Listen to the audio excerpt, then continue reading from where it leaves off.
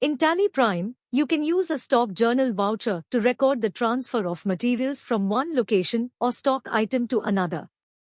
This is useful when you're moving items between different warehouse or stock locations.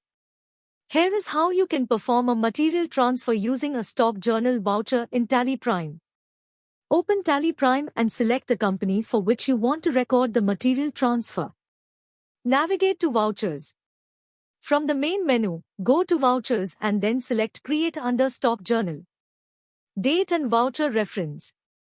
Enter the date of the stock transfer and a suitable reference if necessary. Transfer details.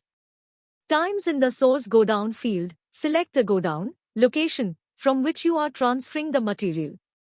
Times in the destination godown field, select the godown where you want to transfer the material.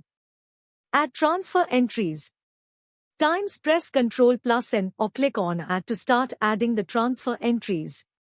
Times in item allocations, you will see columns like name of item, godown, quantity, etc.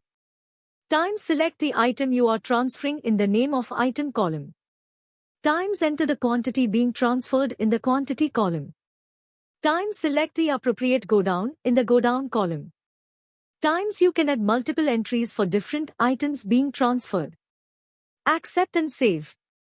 Once you have added all the transfer entries, review the voucher to ensure accuracy. Narration, optional. You can provide a brief narration if needed to describe the purpose of the stock transfer. Accept and save. If everything looks correct, press Ctrl+A or use the Accept button to save the voucher. Print or view. After saving, you can print the stock journal voucher or simply view it for your records.